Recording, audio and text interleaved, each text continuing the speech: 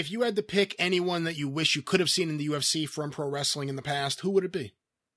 It's got to be Danny Hodge, doesn't it? Wouldn't that? Danny Hodge, Carl Gotch. Those are the two I always think of. But here's when you think about it. Carl Gotch would have been more like Billy Robinson in the UFC. I think Carl Gotch would have only succeeded if it was like early UFC where you were allowed to kick in the balls and gouge eyes or do whatever the fuck.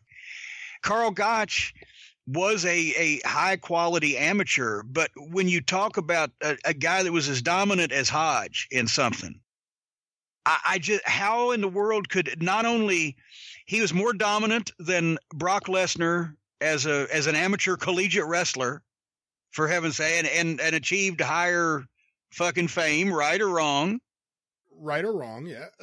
No, I'm saying right or wrong. Danny Hodge not only was more dominant in his weight class in his time as a collegiate and amateur wrestler, Olympic, whatever the fuck, than Brock Lesnar was in his, right? Without question, yes. Okay, and also Danny Hodge did actually fight professionally and become a Golden Gloves boxing, or not professionally, but fight as an amateur and become a Golden Gloves boxer, and fought professionally 8 times, which is pretty much as often as Brock fucking fought in the UFC.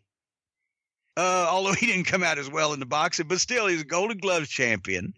He did shit that nobody physically. I think Danny Hodge, of any professional wrestler that I've seen, and of the last 50 or 60 years, would have been better suited and better trained for and better equipped for the modern day UFC than the street fighter guys that probably would have got kicked out of the fucking UFC.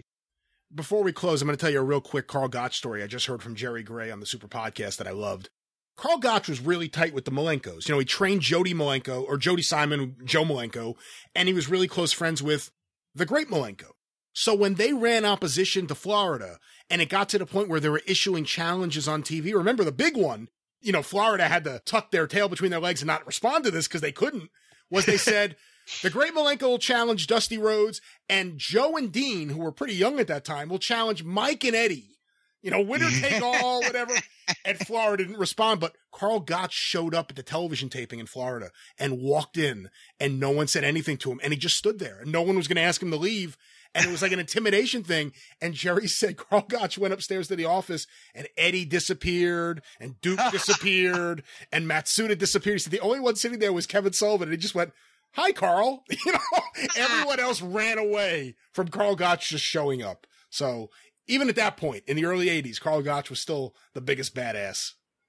Yeah, and so, you know, once again, everybody speculates what if, but it always depends on the rules, and it always depends on the time.